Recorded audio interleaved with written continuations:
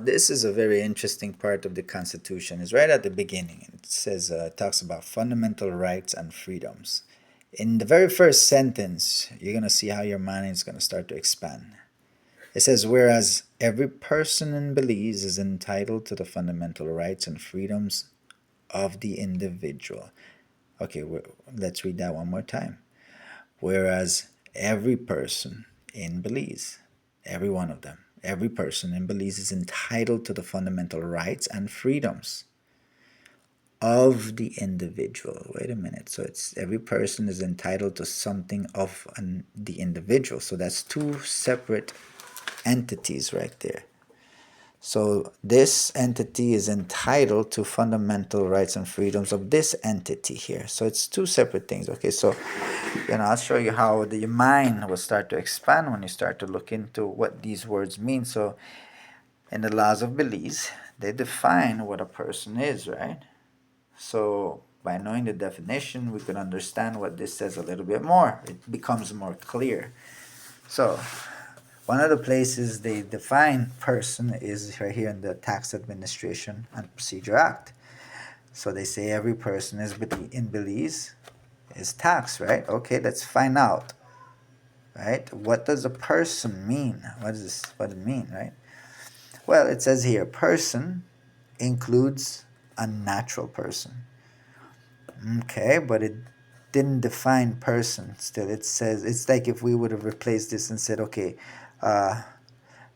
Lord Rex. What's the definition of Lord Rex? It includes natural Lord Rex. Okay, but what the hell is a Lord Rex? Same thing, person includes natural person. Okay, so it's not very clear. But then it says legal person. Okay, it starts to get more clear. Okay, so legal person is it's any entity created under the law, like a registered entity or some sort, right? Then it says a body of persons. Okay, still not defining it. But right here it goes into a little bit more specific. A government entity. Okay. All right, perfect. So now we know that any entity under the government or of the government which they create is a person. Ah, okay, got you. So, ministers, uh, magistrates, judges, officers, soldiers, any persons or any entities, just persons. Even the public officers like the secretaries and registrars and all that. There's persons. Okay, interesting. Good. Those are government entities. Persons include that, and any part of such person or group of such persons that is treated as a person for the purpose of this act. They got a little bit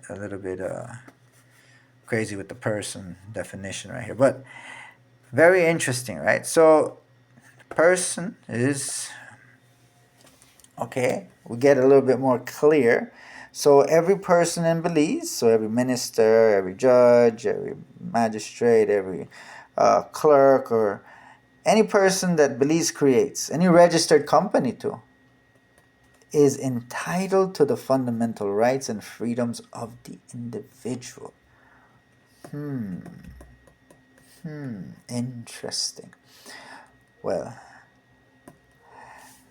let's see if we can find another another place that talks about person. All right, here. Interest, that's property. Where's the person? No, what would they talk about? Property. Oh, here it says in the Debtors Act. Look at that. The Debtors Act says, no person shall be arrested or imprisoned from making default in some payment or in payment of sum of money. No government entity shall be arrested or imprisoned. Oh, okay. Well, it gets interesting. So the Belize Income Tax Act, here we go, talks about persons. It means natural persons or legal persons. It includes a firm. A firm is a person. A branch and any body of persons. So a branch of persons or a body of persons don't matter. whether it's a corporation, whether they're incorporated or unincorporated. Okay, that's interesting. So these persons are entitled to the rights of the and freedoms of the individual. So the individual, I would assume, has these things right here, which are rights and freedoms, and these are properties. These are properties because if you have a right in some property, you have the freedom to sell it, transfer it, donate it, right? So if you go under persons right here, it says real property includes an estate, an interest, an easement, or right. So a right is real property. See, real property includes an estate. It includes an interest, an easement, or a right, whether equitable or legal, in, to, or out of land, and includes things attached to land or permanently fastened to anything to land. Interesting. So just having a right to land, that's real property. It's having a right to land. What type of right? Whether it's equitable right or a legal right. Whether you're a trustee holding legal title or you're a beneficiary holding equitable title. Interesting. It's personal property. Let's see. Personal property means all forms of property, movable or immovable, corporeal or incorporeal, other than the freehold estates and interest in land.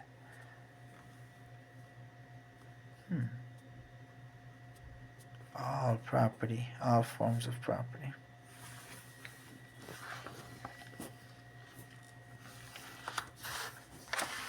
Let's see here. Property, this is in the Trust Act. Property, anything that can be put in trust, right? Any property means property of any description. Any description, wherever situated, including any share therein. So any description or a share of that. It also includes, see this, it says property, it says in relation to rights and interests. It includes rights and interests, whether vested, contingent, defeasible, or future. See, property, rights, property, interest. Look at that. Trust includes the trust property and the functions, interests, and relationships under a trust.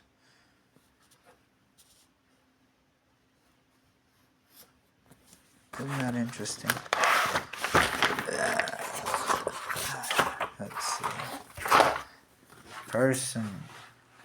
This one is in the Movable Property Security Rights Act of Belize. See? This one just came out.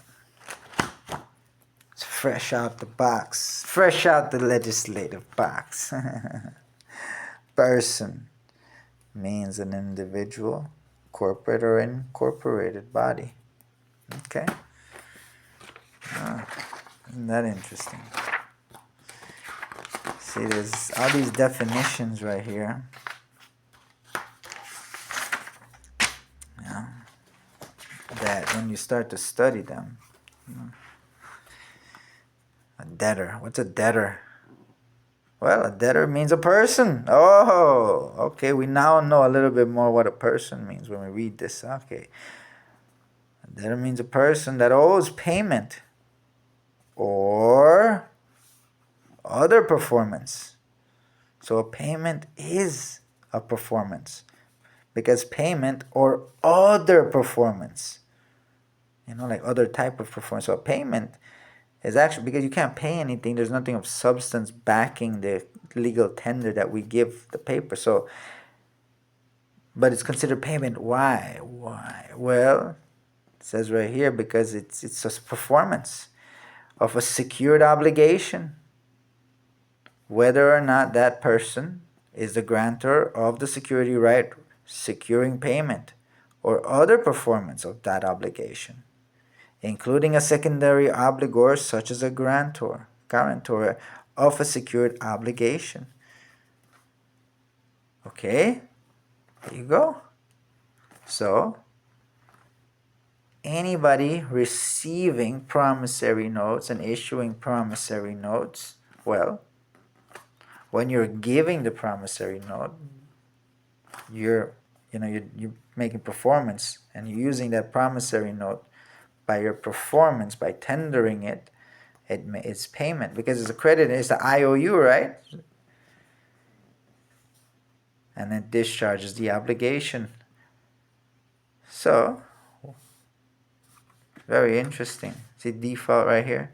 A default is in relation to a security agreement. It means the failure to pay or to otherwise perform the obligation secured under the security agreement when due, or an event that gives the secured creditor the right to enforce the security right under the security agreement. That's right.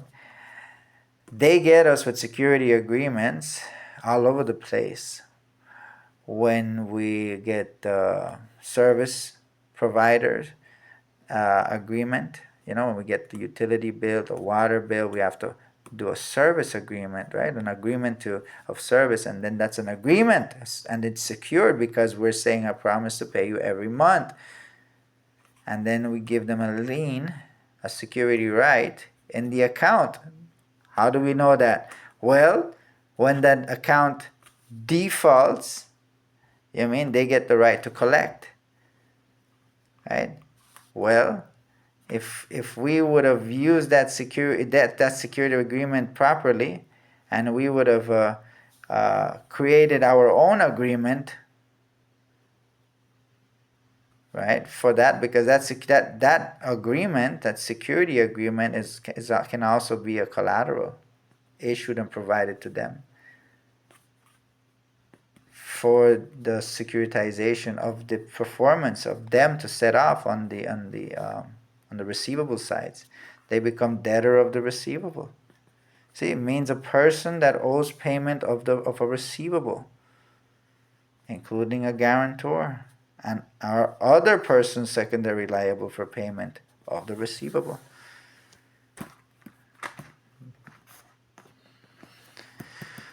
Well, it's interesting stuff, man. I don't know. A lot of people don't understand this shit.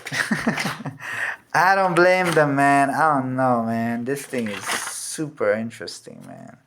Fascinating stuff right here, man. When you get into... See, receivable right there. What the frig is a receivable? Okay, receivable means a right to payment of a monetary obligation, excluding a right to payment evidencing by a negotiable instrument, a right to payment of funds credited to a deposit account, and a right to payment under security. You gotta read that a few times right there to capture a few little gems here and there, But very interesting stuff. Let's talk about accounts receivables, right? There are accounts receivables, meaning, those things that they're using as assets, because we're giving them a security agreement. They use that security agreement, but they're getting a lien on the account, right? So that's the fact. That's the consideration, at least. No, well, what is that? That's the consideration. Or is that the value? Well, are we creating a trust when we're conveying that security agreement? Man, look at my dirty ass fingers. Are we conveying a trust when we're doing that security agreement? Sheesh. It's interesting.